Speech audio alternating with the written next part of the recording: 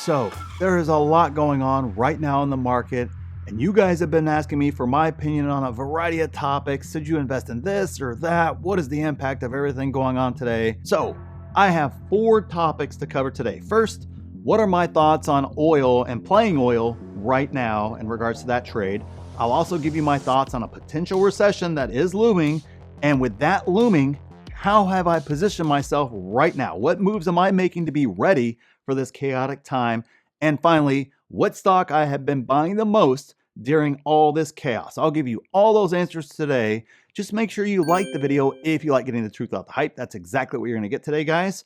And that's exactly how this channel operates. So make sure you're subscribed if you enjoy that style of content as well. But let's start with the first topic, which is playing oil right now. All right, this is one I get asked about anytime anything spikes, any sort of commodity spikes, anything like that happens. We just had it with silver recently, right? Massive run up. I mean, it was everywhere. It was all over my group even. Lots of folks asking all kinds of questions, should they invest?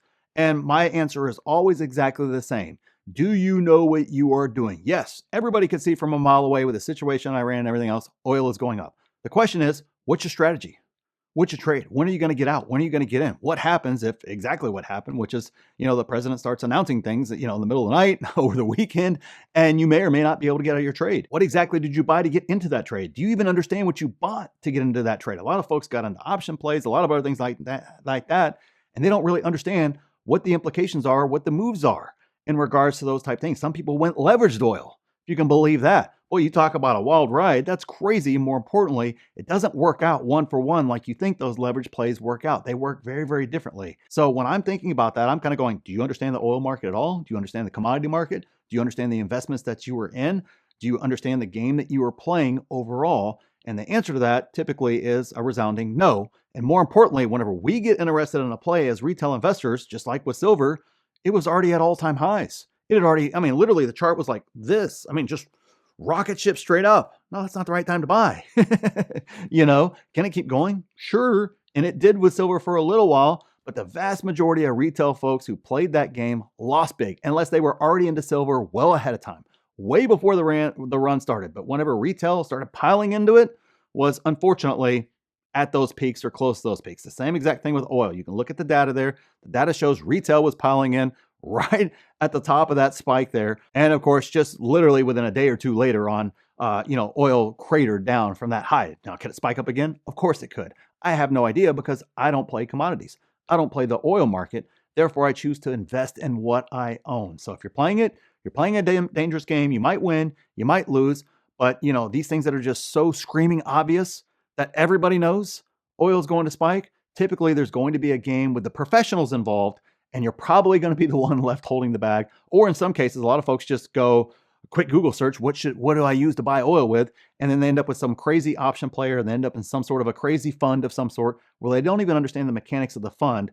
And even though they might very well have been right, they still can end up losing money. I see it all the time with leveraged ETFs where it moves exactly how they thought, but because of the way the structure of the fund is, they end up losing money. That's called not understanding what you own.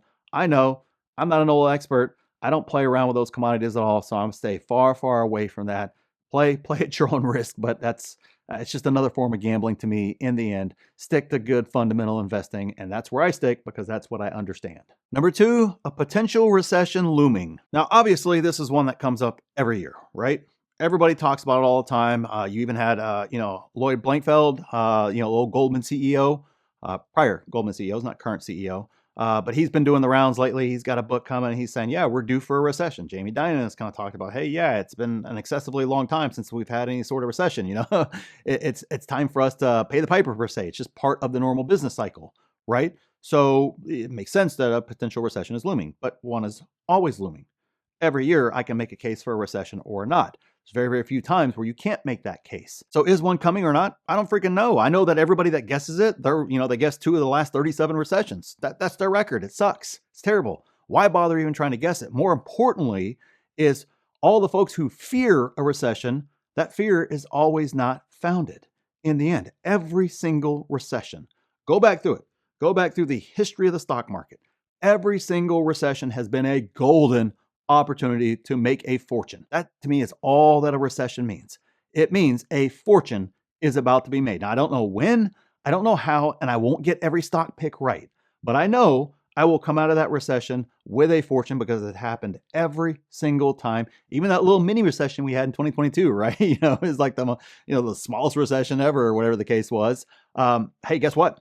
I think we all would love the 2022 pricing again, right? Sure would like Palantir at $6 again, Meta at $80 again, SoFi at $4 again. I mean, you name it. It seemed like everything was on discount there. Most stocks were on discount there, unless it was that you were buying like McDonald's or Walmart or something like that. They were all on discount. When you have your money right, when you have your investing mindset right, when you know what you own intimately, a recession and whatever drawdown we get in the stock market because of that is simply a golden opportunity. So I'm simply prepared for a recession every single year. That's it. I'm not trying to guess one. I don't care. I'm not looking at any recession indicators that are, again, only right 2 out of the last 37 times, even though everybody says they're right 100% of the time.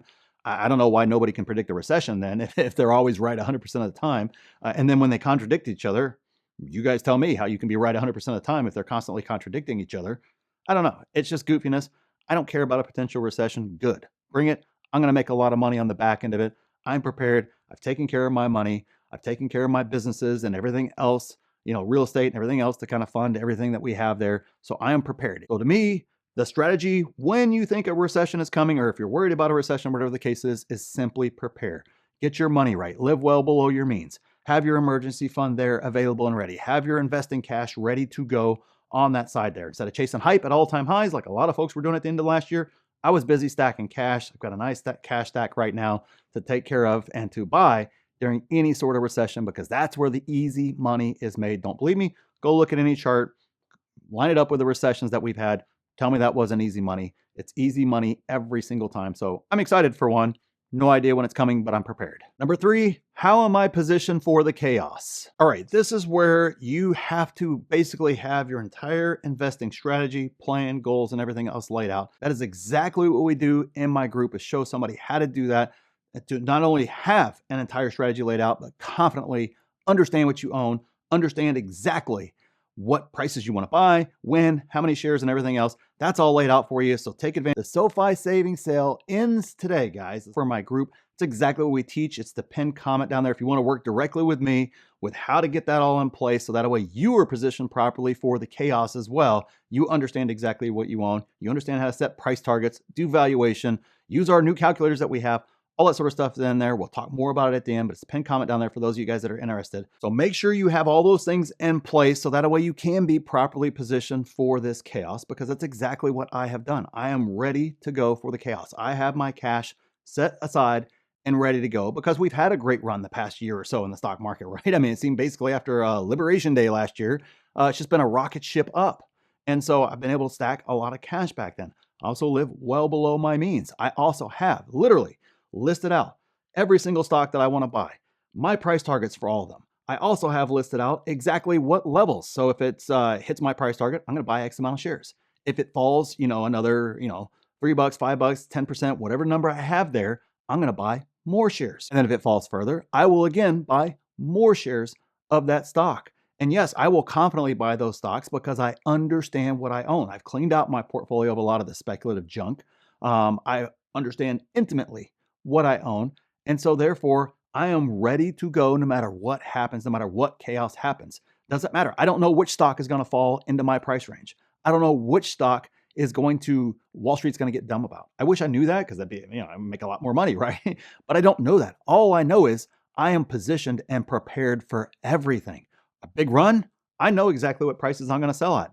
A big sell-off, I know exactly what prices I'm going to buy at. It is all laid out ahead of time with no emotions, no narratives feeding me this, that, and the other, no trading games involved, simply a nice, cool, controlled plan that is born out of the fact that I understand what I own on a very high level. So make sure you are positioning yourself the same exact way. Yours is going to look very different than mine. Your conviction in different stocks is going to be very, very different than mine. That's all okay. Much more about, are you doing that high level of due diligence that we teach? Are you doing evaluation like we teach? Are you setting price targets like we teach? Are you doing all those sorts of things to be positioned for the chaos, to just simply take advantage of it? It's all you've got to do in the end. You don't have to guess a thing. That's the beauty of it. I don't guess a thing. Never have, and I never will. I just simply am ready, and then I take advantage. It's that simple, and that is exactly how you position for any sort of chaos. And finally, what stock have I been buying the most? Oh, go ahead and guess down in the comments, but I'm going to guess that most of you guys know that I have been buying SOFI the most. It is the cheapest based upon my valuation in regards to the stocks that I want to buy. A close runner-up is Amazon. By the way, if you're wanting my number 2 as well, there you go. You got a bonus right there. Number 2 is Amazon. So SOFI right there, it's the cheapest based upon valuation. It's also the most beat down right now. And I know that management team is executing on a high level. I was extremely happy with the guidance, the earnings, everything that they're doing. They're clicking on all cylinders there. So I am easily buying the stock. Wall Street wants to get dumber, beat it down to 15, beat it down to 12, beat it down to 9 again, please. It'll be the easiest money I ever make right now. That right now is the best place to put my money. But of course, that's probably going to change at some point in time. SOFI will move and another stock will fall back down, or maybe SOFI will stay cheap and another stock will fall back down. So then I can divide the money out multiple ways, right? And buy multiple stocks that are on a big discount right now, which if you want to see my complete watch list with price targets, learn how to do price targets, learn how to do everything we talked about today, the SOFI savings sale ends today, guys. If you don't know these things and you don't understand them on a high level valuation, doing your due diligence, it makes the difference between thriving in chaos and being absolutely destroyed and being completely confused as to what you should do next during chaotic times. Check it out. It's the pinned comment down there. Take advantage of the SOFI savings sale ends today, guys. And click this video here if you want to see exactly what I'm buying in this market. And click here to see my exact plan for this market. So thanks for watching, and we'll see you in the next one.